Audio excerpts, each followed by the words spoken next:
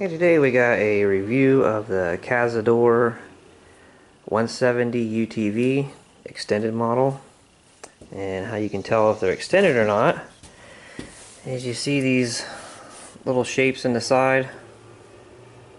There's 4 of them on the extended model, 3 on the shorter model.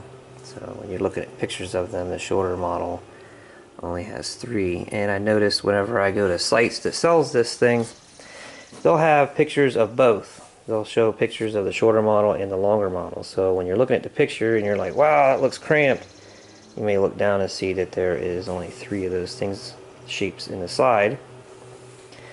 The suspension on this thing is stiff but yet bouncy at the same time. Like, the shocks don't have any dampening. And they're pretty heavy duty, good looking shocks, but there doesn't seem to be, it's just instant, instant reaction. You don't have anything in, dampening. The engine in it is what they call a GY6. It's a nickname for the engine. Somewhere along the line it picked it up.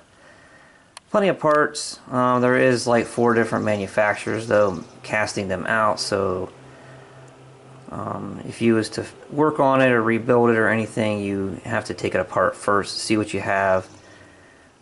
Watch some YouTube videos, kind of give you an idea of what to look for as far as, say if you wanted to buy a new cylinder and stuff like that.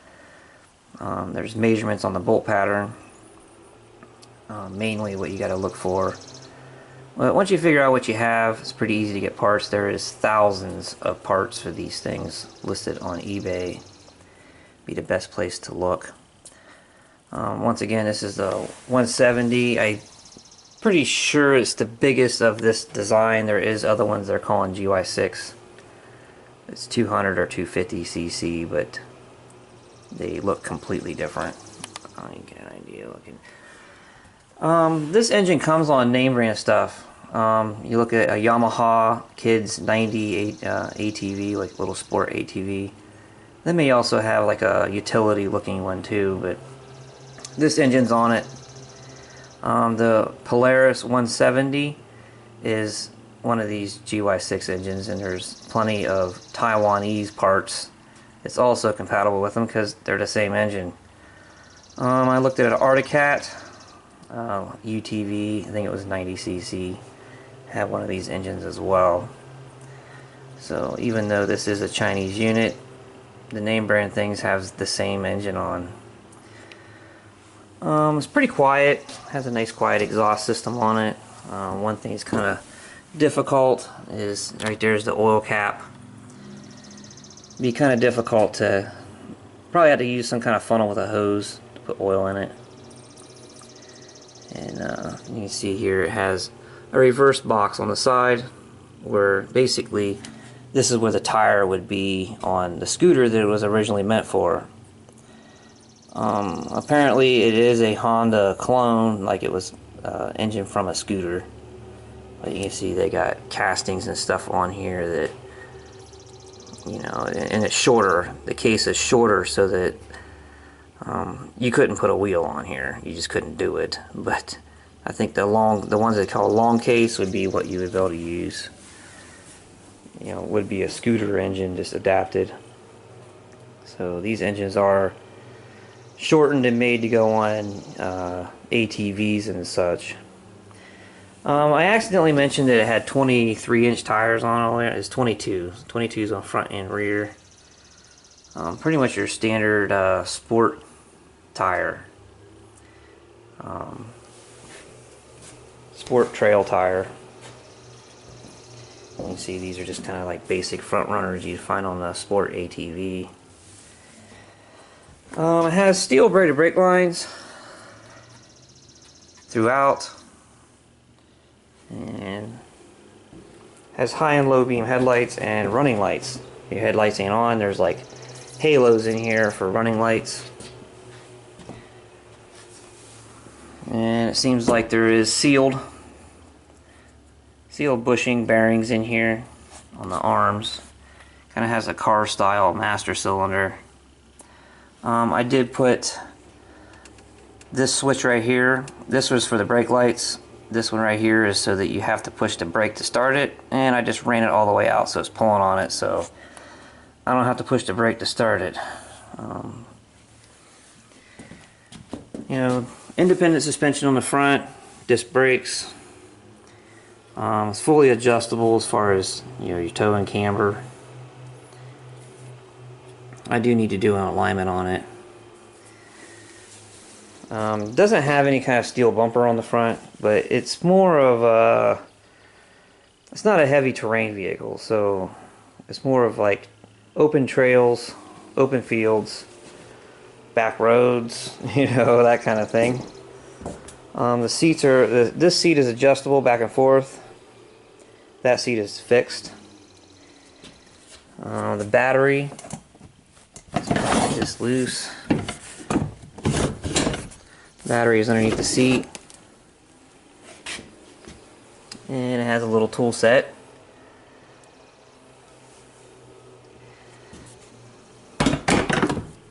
Shifting it has neutral, forward, reverse.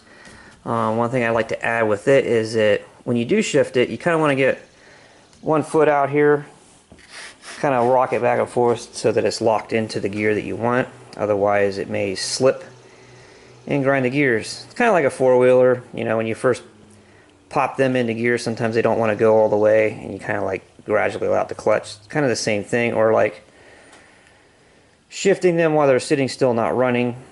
Oftentimes you got to kind of rock the bike to get it to lock into the gear. It's not that big of an issue, it's just something that you got to keep in mind. Has a parking brake like a car. And you see the gas pedal and brake pedal. Has you know, switch for the headlights, high and low beams. This is like an optional slot for something maybe.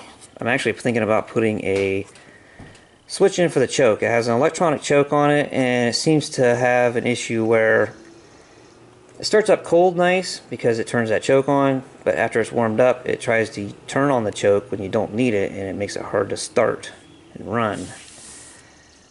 So I might put a switch here for the choke. Has a cool display right here. It lights up blue, all blue at night. My hour meter don't seem to be working. Maybe there's a wire that's supposed to wrap around a coil wire that's not on. I don't know. I haven't really checked it out. Don't really care. I mean, it shows the mileage. So far I almost have 40 miles on it, and I did check it on the road. I took my car out the road, and it seems accurate. I you know, kind of marked out a mile with the car and took this on the same route, and it was you know, the same mileage. Within a tenth. I'd say maybe it might be a half a tenth off or something. Steering, it does not turn real sharp, and apparently they actually design it that way, so that way you're not going to roll it over, making it too sharp of a turn. Excuse me. So when you going around stuff, sometimes it doesn't want to turn sharp enough to make it around. But other than that, it's rack and pinion steering, so it kind of drives like a car does. It's kind of quick though at the same time, even though it doesn't have a very good turning radius, it's still quick. Has an adjustable grab bar, and I actually had my cousin here, and he's like, that's stupid looking there. Why would you use that? And I see him riding around in it, he's holding on to it. So, you know, it's there for a reason. I did order a windshield for this thing, and I think I'm going to have to call him up and be like, hey, where's my windshield? Because I paid $100 for that thing. It's not a full windshield, it just comes part of the way up. But on cold days going out the road, even though it pegs out about 30. And it's really wound up at 30, pretty much how it's marked. White and red. It's pretty much its limit. I mean, I have had it up to 30, but she's really winding. The bed, I've found some use for it. I actually stuck some rocks and stuff from an old flower bed in here and took them across the yard. I don't know what their load capacity is on it, but I'd say you can easily stick 100 pounds in here and it's not going to damage anything. The back suspension is not independent, it's a big swing arm, and the motor runs on that swing arm. So it's pretty easy about, you know, tightening the chain and stuff would be pretty simple because it's not going to ever change as it's traveling. The brake pads for these, I can tell you just from owning other Chinese things, you look up Polaris Phoenix, I think around 2007, and you'll get better brake pads. If you look up the Chinese brake pads for these, typically they don't last very long. If you want better brake pads, look up Polaris Phoenix.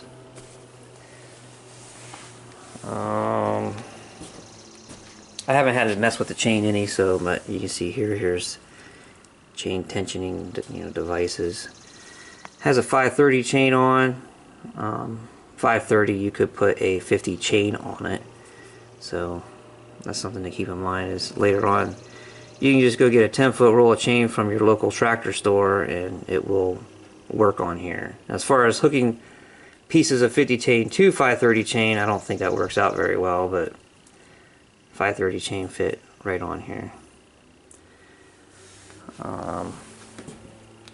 Has LED headlight or tail lights, brake lights, incandescent headlights, and like I said, the running lights are like halo looking things. That they are LEDs. But I gotta get it out of here and we'll take it for a spin. Something I like to add before we go on a ride is that the engine is not counterbalanced. It doesn't have a counterbalancing shaft, so there is a certain amount of vibration that goes throughout the unit. You get some rattles and things like that, but it's just not that there's anything loose. It's just it's not counterbalanced. If there was a counterbalanced engine in here, it'd be a lot smoother. There is a tendency to turn hardware loose. I haven't had it so far, but turn hardware loose because of the vibrations. And I'll show you guys like how I fit in this thing. I'm like 5'5", maybe 6 foot tall, and you know I can get my legs underneath the steering, and there's plenty of room. It is kind of a narrow seating area, but I'm not cramped, not really cramped at all. It's not hard to get down in it. But all right, well, let's go for a ride.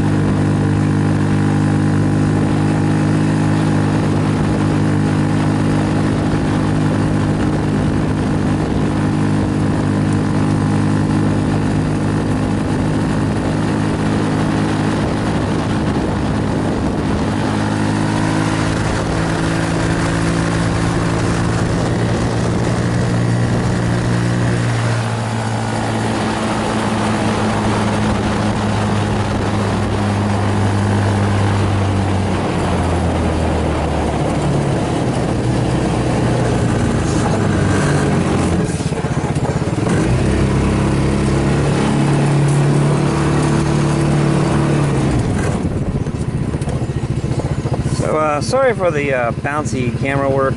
My camera does have a certain amount of stabilization built into it, but it's not a GoPro, so you know.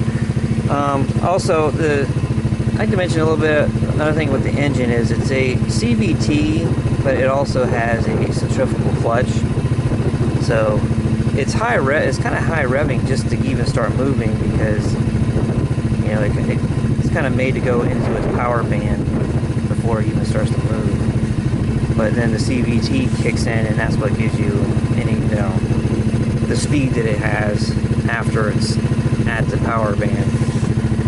But, well, let's go back.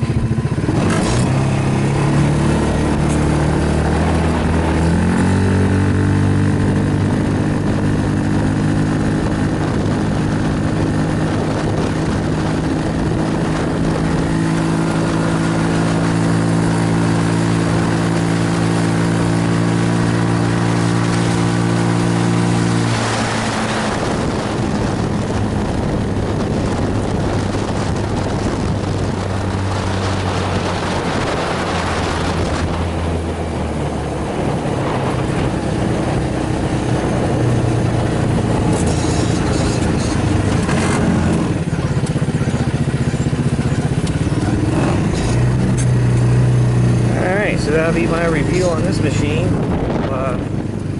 Catch you guys later.